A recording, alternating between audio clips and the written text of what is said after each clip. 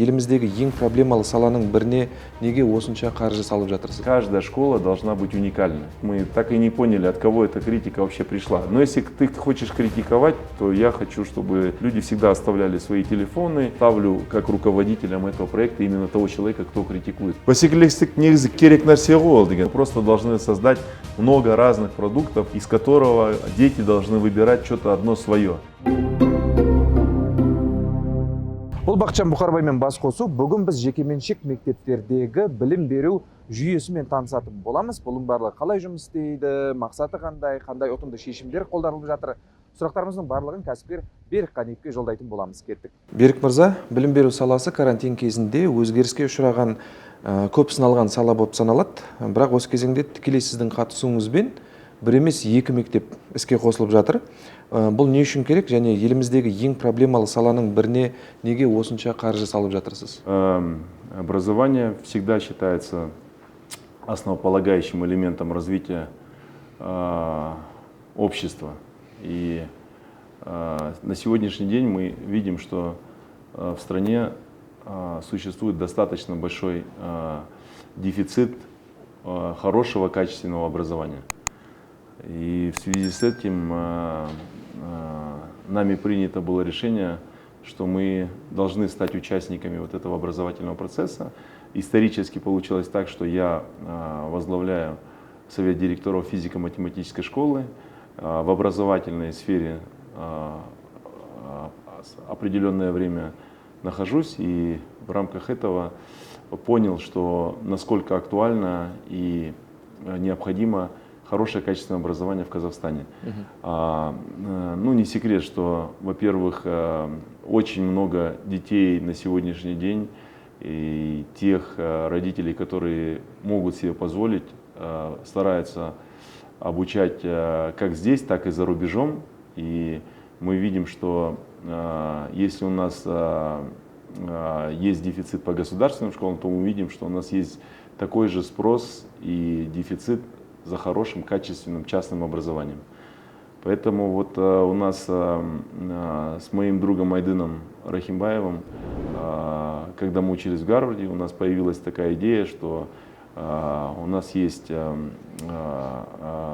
физико-математическая школа, она является государственной школой, у нас есть Назарбаев интеллектуальная школа, они тоже являются государственной школой, у нас есть КТЛ, но она как бы международная сеть, но у нас нету какой-то бы одной сети школ, которая бы охватывала бы весь Казахстан, и мы решили создать такой продукт, как квантум школы, который бы сейчас мог охватить Казахстан. При этом мы максимально хотим сделать такой продукт, который бы предполагал очень качественное образование, который бы охватывал бы, во-первых, трехязычное обучение в этой школе, во-вторых, мы бы сделали бы хорошую STEM-программу. Это первая школа, которая базируется на STEM-программе, и наши ученики бы могли бы сразу после получения образования в этой школе сразу бы могли поступать в ведущие топовые вузы мира.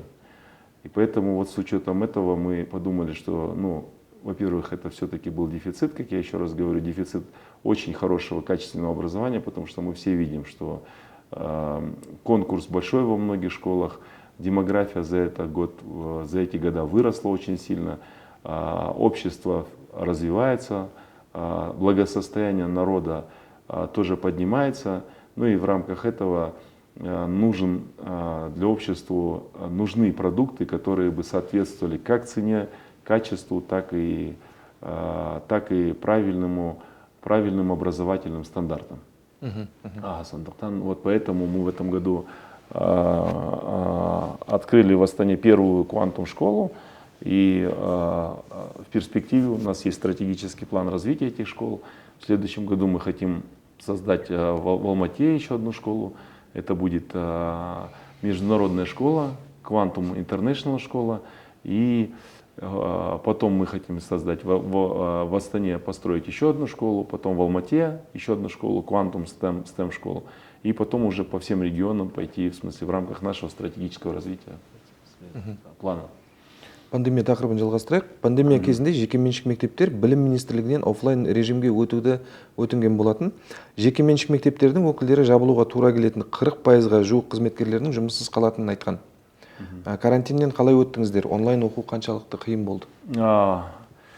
Как физмат-школа мы вышли с минимальными потерями в этом плане, потому что мы уже были готовы. У нас там и ленинг-платформы были, очень много было курсов, которые записаны были на ютубах, очень много, мы достаточно хорошо справились с интернет-ресурсами. В этом плане как бы школа более-менее вышла нормально, но в целом я считаю, что пандемия, конечно, затронула большие пласты в плане качественного образования вот во всех школах, да. И конечно, теперь в рамках этой пандемии надо будет еще много догонять, наверстывать и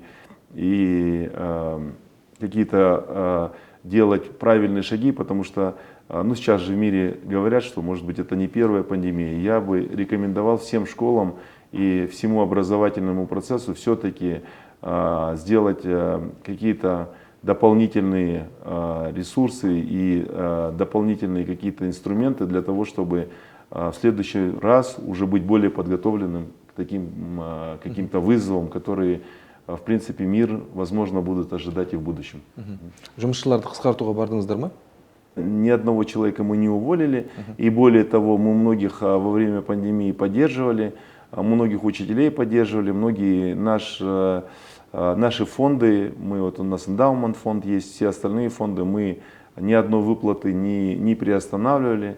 В этом плане, то есть мы все обязательства взяли, все, которые были, чуть-чуть у нас были, конечно, перерасходы по каким-то бюджетам, но тем не менее я могу точно сказать, что у нас никаких сокращений не было по школе, и более того, мы многие еще программы успели сделать, и вот в части того, что вот мы сейчас достроили в Алмате, благодаря тому, что у нас дети были в пандемии, был какой-то ресурс, когда можно было какие-то строительные работы делать. И вот в рамках этого мы еще успели доделать какие-то строительные наши программы, закончили новый корпус физико-математической школы. И вот мы как бы это закончили. И вот мы очень как бы постарались из пандемии вытащить свои какие-то полезные уроки тоже.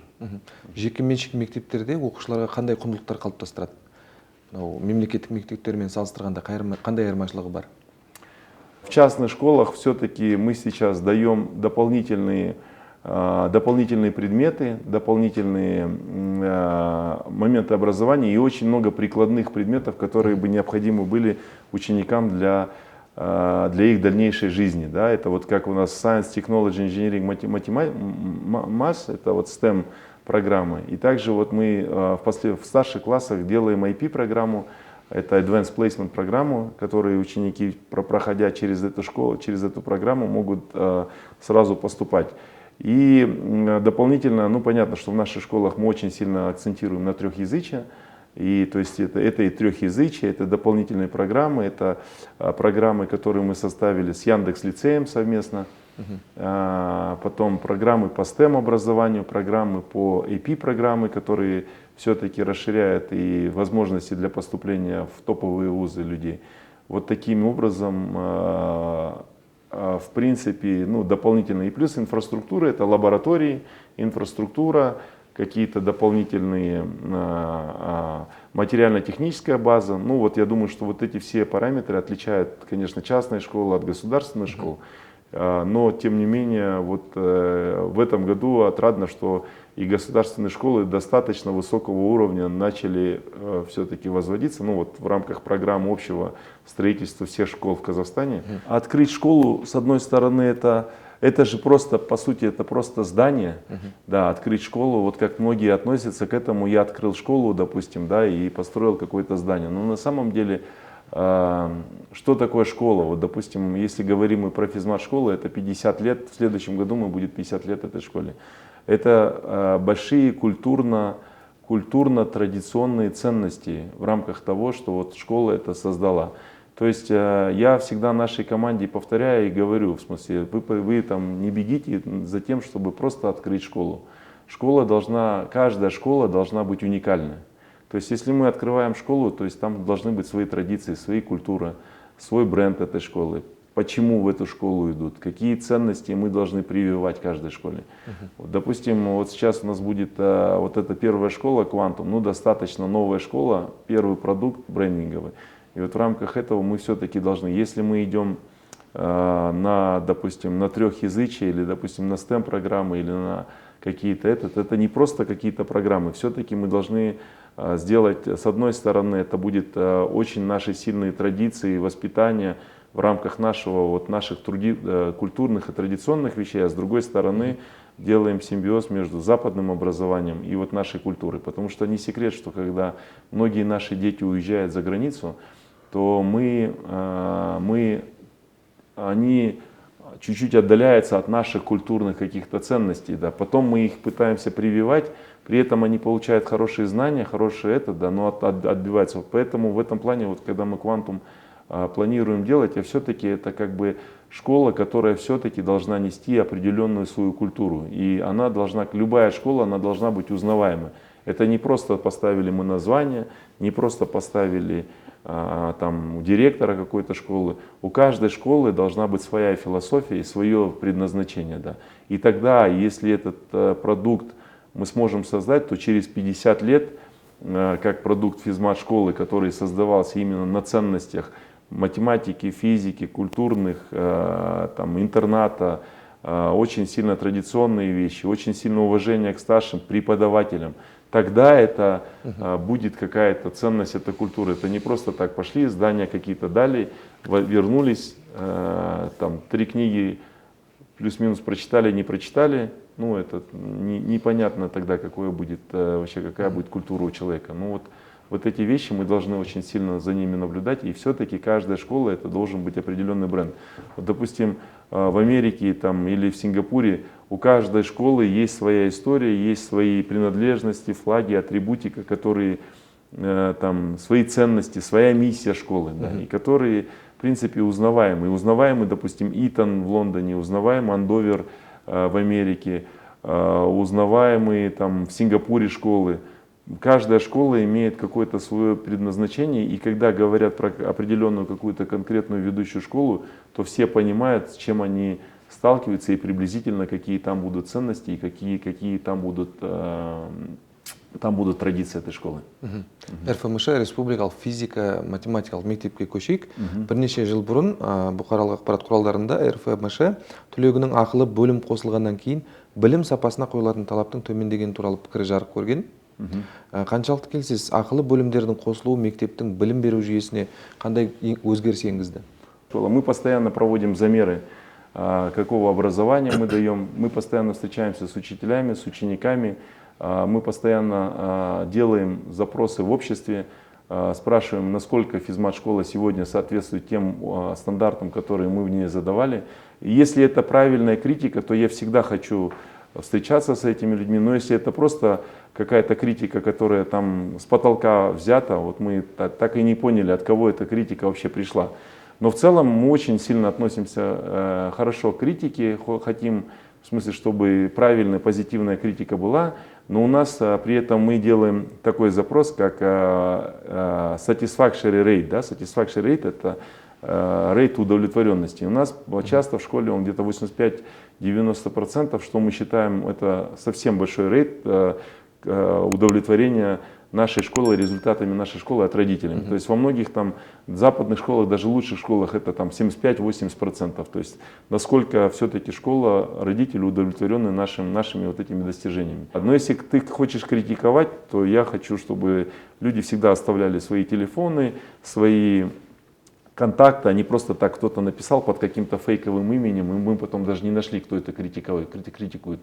Реально написали, кто это такой, я всегда открыт, готов навстречу, пускай приходят ко мне, и мы, в смысле, все вопросы можем обсудить. Я даже часто делаю так, что если кто-то хочет что-то, допустим, нам сказать, что надо улучшить, я его ставлю как руководителем этого проекта, именно того человека, кто критикует, и говорю, вот тебе возможность для того, чтобы ты реально нам сделал это направление. Вот ты прокритиковал, вот я тебе даю всю возможность, все ресурсы, пожалуйста, сделай, выправи это направление в нашей школе как лучше. Келіскендер бар ма? Допустим, из 10 человек, 2-3 человека, может быть, там говорят, окей, давайте я там возглавлю какой-то комитет, но в основном все говорят, окей, я там не могу туда-сюда, потому что у нас очень много стало критиков. Неге ақылы бөлім енгізілді мектепте? Мы в 99 году с моим другом Нурланом Капаровым мы сделали попечительский фонд нашей школы.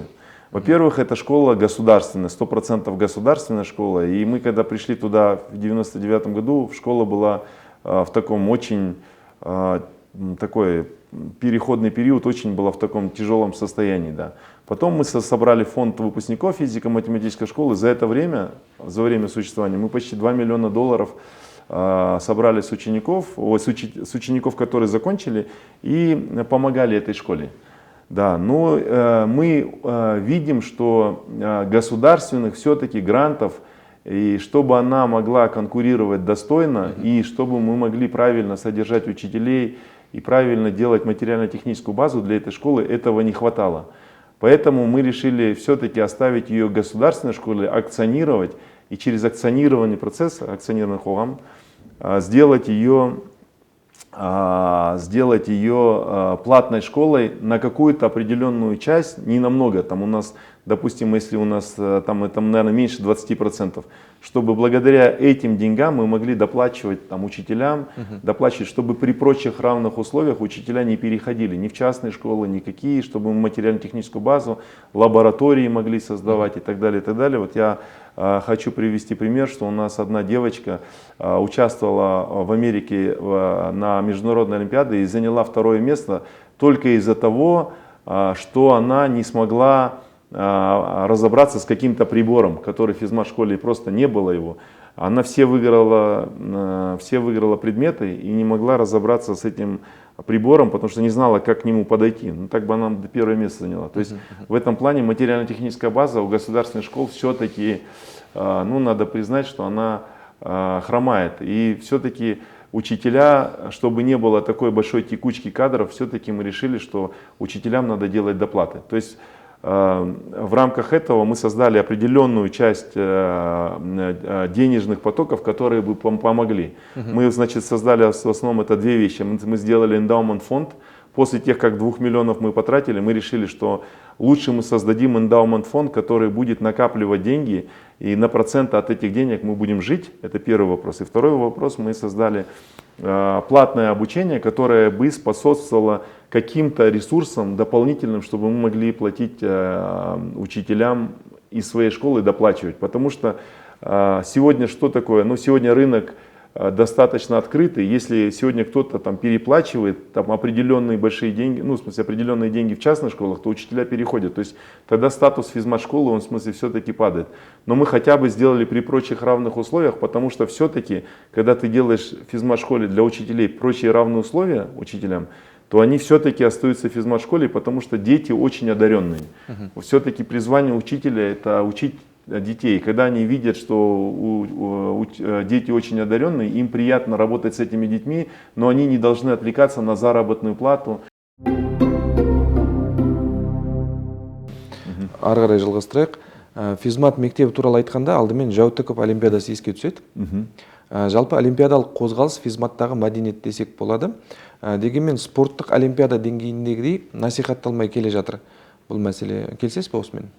Это уникальная олимпиада, конечно. Я вот думаю, что ее надо вообще в рамках, может быть, ЮНЕСКО даже сделать, в рамках статуса ЮНЕСКО этой олимпиаде дать и сделать олимпиаду, потому что не так много олимпиад, которые собирают именно столько стран, именно столько сборных команд в рамках вот этой олимпиады. Поэтому я считаю, что она проходит достаточно открыто. Министерство Даррен знает, Министерство образования знает.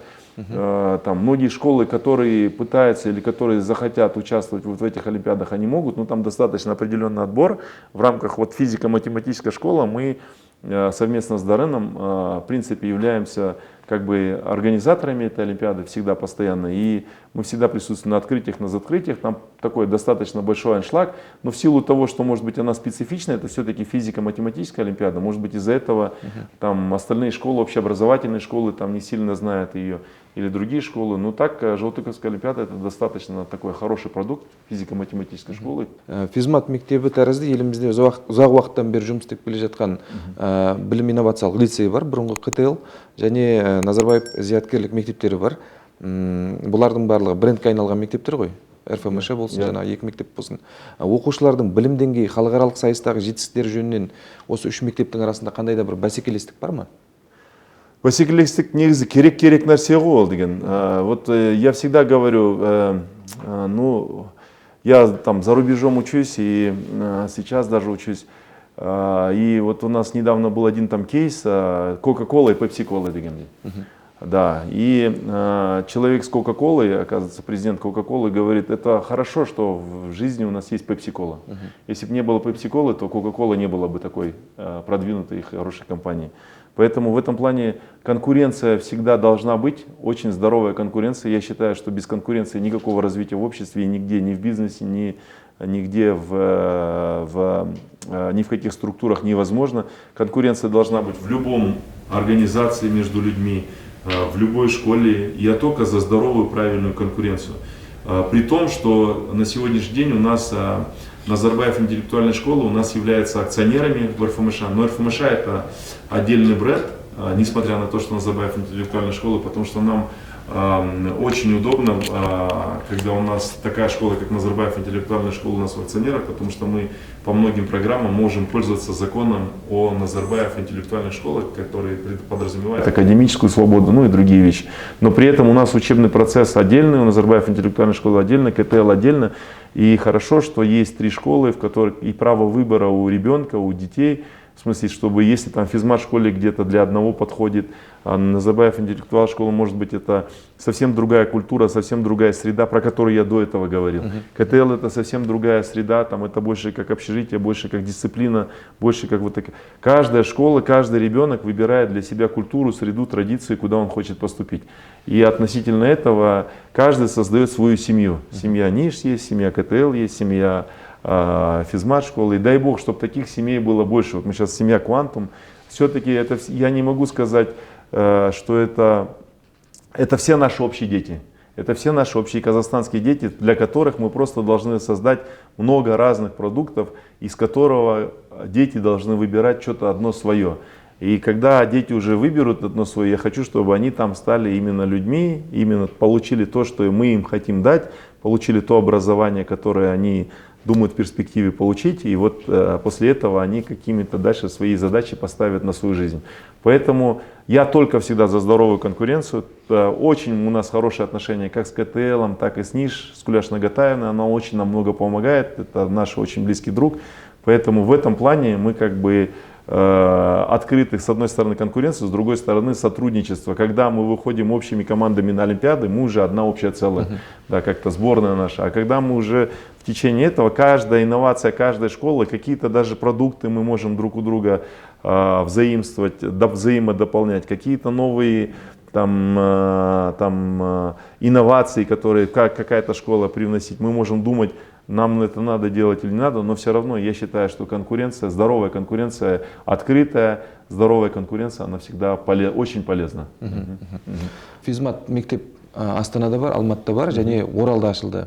Неге аймақтардың барлығының ішінен Оралды таңдадыңыз? Есть физико-математическая школа в Алмате, которая там с 7 по 10 класс. Но мы хотим сделать сеть школ по всему Казахстану. С 1 по 6 класс, это будут дочерние наши школы, только с 1 по 6 класс, где мы будем в регионах уже видеть заранее самых одаренных и хороших детей, и которым уже с 1 по 6 класс дадим физико-математическое направление. Да. И для этого мы решили открыть, пойти по регионам и начинать открывать вот эти начальные школы, которые будут в каждом регионе. Это своего рода дочерние школы, которые будут приходить потом физико-математически. У нас будет полностью база данных этих детей, и которые будут приходить в наши общежития, бординг-скулы, которые будут физико-математические школы в Алмате и в Астане. Это специальная стратегия, которую мы хотим сделать в рамках вот развития физико-математической школы. И ну, почему Уральск? Потому что я до этого несколько раз общался с Акимом, но Аким очень быстро отреагировал, дал нам здание, дал нам какие-то ресурсы для того, чтобы мы быстро смогли двинуться в Уральске. Но вообще каждый год я планирую, что мы 2-3 школы такие будем открывать по разным регионам, именно с 1 по 6 класс, которые будут в перспективе, эти будут школы открыты благодаря эндаумент фонду физико-математической школы. Это, ну в смысле, если говорить про эндаумент фонд, это вообще первый у нас такой фонд, где мы имеем в государственных школах эндаумент фонд, где мы аккумулируем деньги, и эти эндаумент фонды сейчас будут открывать вот эти все школы под эгидой. И это наша база данных. Раньше у нас были выездные комиссии, и сейчас на сегодняшний день выездные комиссии. Но это практически нам уже не надо будет. Во-первых, мы даем образование с 1 по 6 детям в регионах. Во-вторых, потом дети могут в разные школы идти, в КТЛ, в НИШ, физмат школы, кого мы там будем брать. То есть для них открывается больше рынок. И это будет стартовая площадка для таких детей, которые потом могут для себя выбирать, какие школы они пойдут. Но физмат-школа приняла решение, мы приняли решение, что мы для себя вот эти дочерние школы будем открывать, а с 7 по 10 класс они уже будут основное образование получать в центральных физико-математических школах, которые мы открыли в Алмате и в Астане. Берік мырза, биыл Астанада Quantum STEM School атты жаңа мектеп ашылды. Сіз құрылтайшысының бірісіз. Оны БАқ, бұқаралық ақпарат құралдары, алғашқы инновациялық мектеп деп атады. Ол қандай мектеп және инновациялығы неде? Как бы STEM это относительно новое направление в Казахстане. Мы его постарались внедрить в физико-математической школе в самом начале.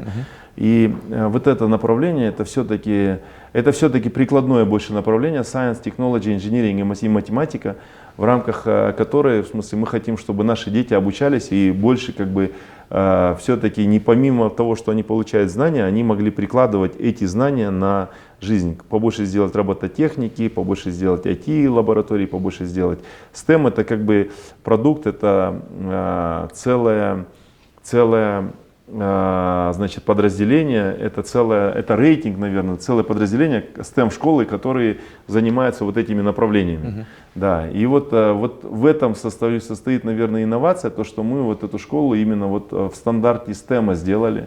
И еще один продукт, который мы там сделали, это тоже может быть не такой инновационно, но он первый, который мы сделали в рамках физико-математической школы, это AP-программа, Advanced Placement программа.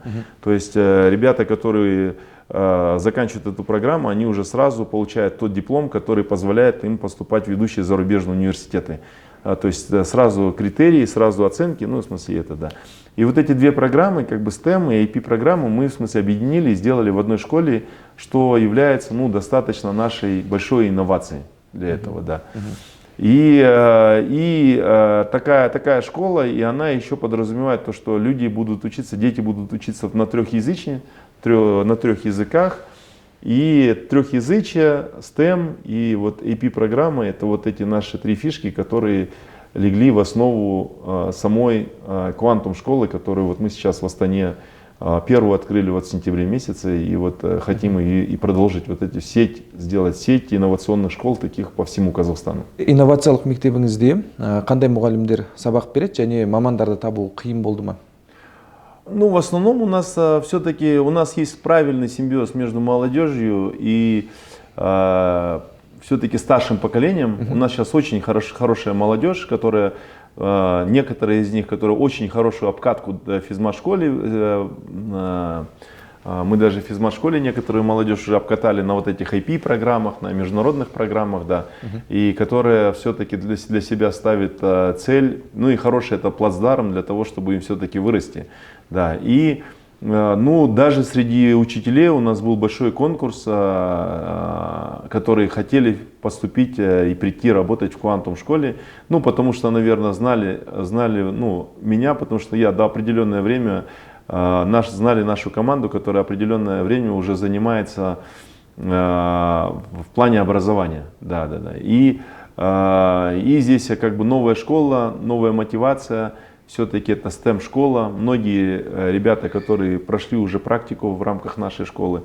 И вот эти все ребята, которые захотели и мы их очень хорошую взбитую команду сделали. да, определенная часть с нашей команды в целом, определенная часть мы взяли учителей с рынка, некоторые учителя даже переехали с других регионов, мы постарались выбрать такой хороший костяк. И вот сейчас у нас, конечно, вот этот период становления, когда мы, в смысле, все-таки вырабатываем вот эти традиционные, культурные вещи. Но в целом по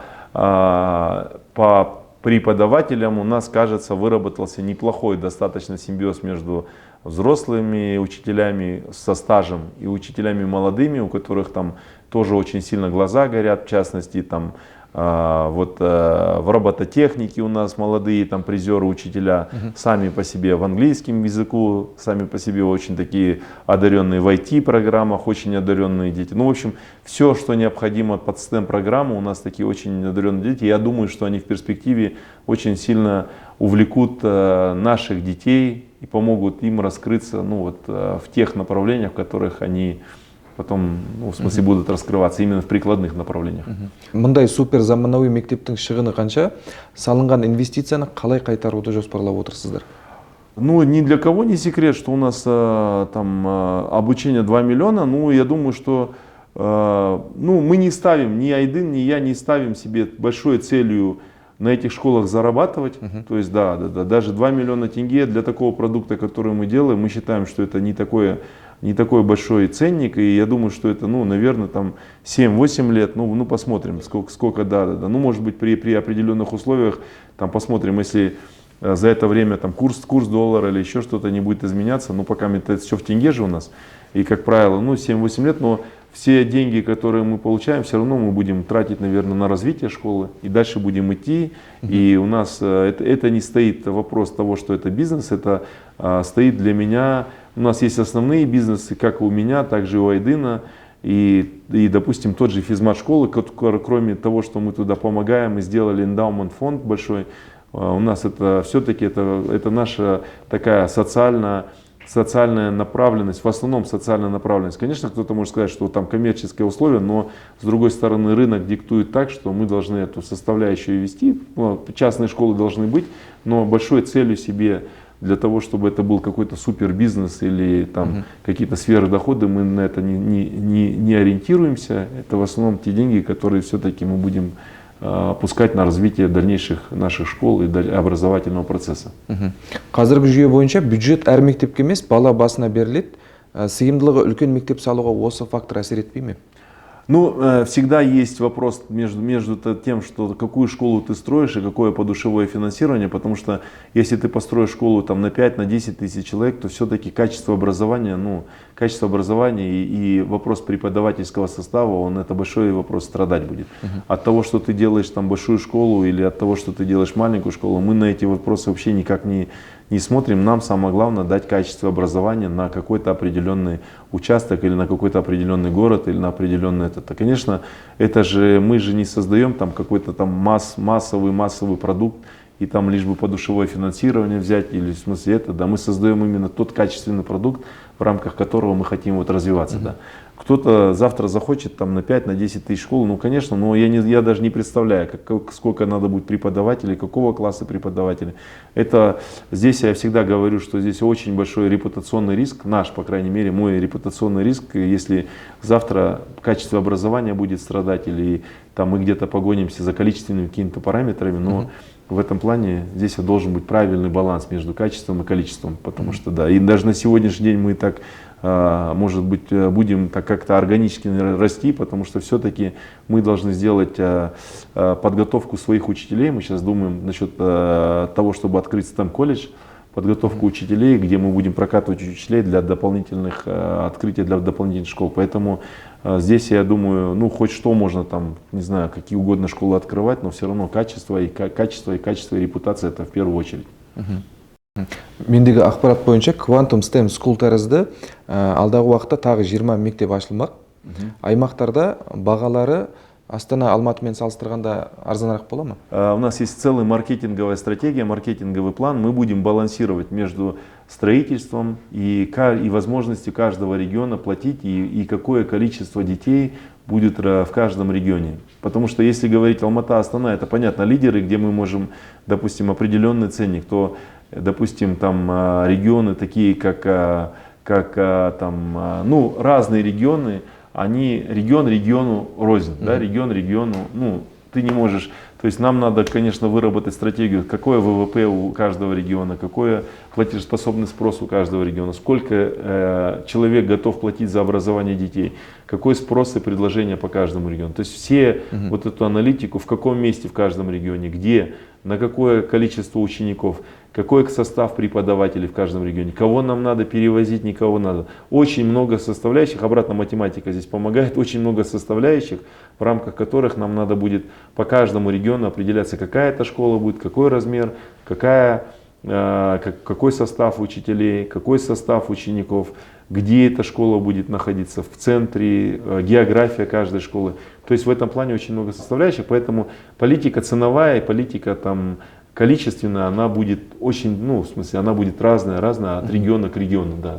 Плюс у нас много сейчас на сегодняшний день уже желающих, которые хотят, локальных бизнесменов, которые хотят вместе с нами пойти в развитие каждой школы. То есть, да, они хотят, чтобы бренд Quantum существовал. Они у нас уже, допустим, в Чимкенте, один из моих друзей, в Актюбинске один из моих друзей, уже все хотят участвовать в строительстве и развитии этой школы. Но каждому школу человеку тяжело же открывать. То есть сила наша в том, что мы можем, и моей команды в том, что мы можем эти продукты создавать. А там ребята, которые там способны, они будут, может быть, какие-то регионы, мы там с учетом этого будем уменьшать ценники вообще, то есть, ну, до этого времени. То есть каждый регион будет по-своему, ну, мы будем анализировать по каждому региону. Және Берік мырза, соңғы сұрақ бүгінге көзі ашық, көкірегі ояу азамат болып қалыптасу үшін қандай үш ақыл кеңес бересіз? В первую очередь, наверное, это дисциплина. Это дисциплина, это трудолюбие, дисциплина можно в одном этом, без трудолюбия, дисциплины. Дисциплина очень важна, особенно, ну, я очень много требую с ребят, чтобы они были дисциплинированы, все вовремя делали и трудолюбивые в этом плане. Это, конечно, это самые большие. Во-вторых, это, конечно, я очень ценю в людях, когда люди порядочные. Порядочность для меня это большой фактор. Если, ну, у меня в жизни всякие ситуации были, но мне кажется, порядочность это самый большой фактор в жизни, и в любых делах. И в третьем это, наверное, мотивация. Ну, конечно, для меня большие факторы есть и семья, и забота, дети, любовь, ну вот эти все. Но больше, как если для бизнеса говорить, это, конечно, наверное, три фактора: это трудолюбие, дисциплина, это порядочность и это мотивация. Жауаптарыңызға рахмет, жобаларыңыз өркендей берсін. Ага, рахмет.